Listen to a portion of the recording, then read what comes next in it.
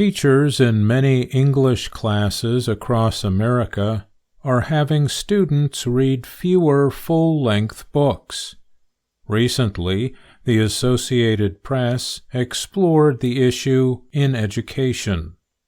It reports that students instead are given only short parts of books. Educators said this is because they believe current students have shorter attention spans than those of the past. The teachers might feel pressure to prepare students for state and nationwide examinations known as standardized tests. They also might believe that short pieces of writing will help students in the modern digital world. The National Council of Teachers of English is a professional organization for teachers based in Champaign, Illinois. In 2022, the group released a statement about reading.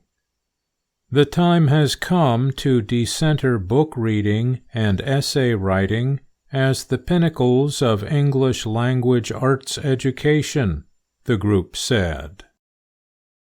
Seth French helped write the statement. He said the idea was not to remove books, but to teach media literacy and have students read things in which they are interested. French taught an English class before becoming a dean at Bentonville High School in the state of Arkansas. He had students read plays, poetry, and articles, but only one book as a class. He said, "A lot of our students are not interested in some of these texts that they didn't have a choice in." Not everyone thinks English reading should only involve short, digital pieces of writing. Marianne Wolf studies the human brain at UCLA in Southern California. Wolf said deep reading is important to strengthen connections in the brain tied to critical thinking skills, background knowledge, and empathy. She said educators must give students a chance to learn through what she described as immersion into the lives and thoughts of others. There is not a lot of information on how many books American students are required to read in school, but in general, students are reading less. Federal data from last year shows 14% of young people said they read for fun every day. In 2012, that percentage was 27%. Some teachers say reduced reading has its roots in the COVID-19 crisis. Christy Acevedo teaches English at a vocational high school in New Bedford, Massachusetts. There was a trend, it happened when COVID hit, to stop reading full-length novels because students were in trauma. We were in a pandemic. The problem is we haven't quite come back from that, she said. Other teachers blame standardized testing and the influence of education technology. Some students struggle to read.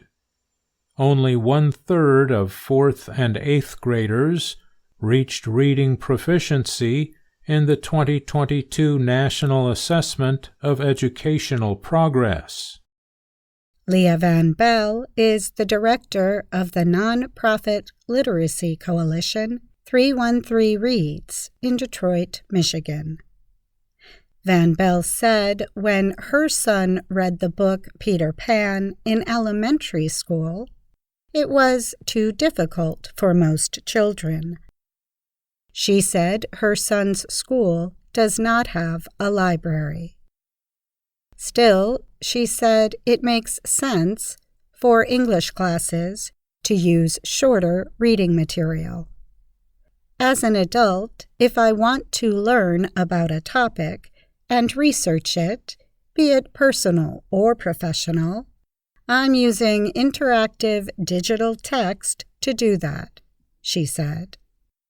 Even in schools with many resources, time is always in short supply. Terry White teaches at South Windsor High School in Connecticut. White no longer assigns the book To Kill a Mockingbird to her class. She assigns about 1/3 of the book and provides a synopsis, or a very short version, of the rest. White says the reason is that the class has to move quickly so she can teach all the required material. White also assigns less homework because students have sports and other activities.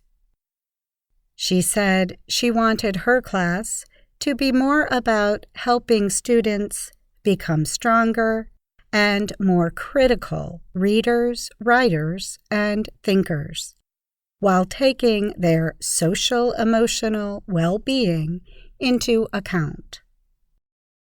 The synopses method alone, however, can harm student critical thinking skills, says Alden Jones, a literature professor at Emerson College in Boston, Massachusetts. Jones assigns fewer books than before, but gives more small tests to make sure students are reading. We don't value the thinking time that we used to have. It's all time we could be on our phone accomplishing tasks, she said. Will Higgins is an English teacher at Dartmouth High School in Massachusetts. Higgins said he still believes in teaching the classics, but he said students do not have enough time, so teachers have cut back on the number of books they teach. We haven't given up on Jane Eyre and Pride and Prejudice. We haven't given up on Hamlet or The Great Gatsby, he said. But Higgins admitted giving up on assigning a long book, like A Tale of Two Cities by Charles Dickens. I'm Mario Ritter, Jr. And I'm Katie Weaver. Teachers in many English classes across America are having students read fewer full-length books. Recently, the Associated Press explored the issue in education. It reports that students instead are given only short parts of books.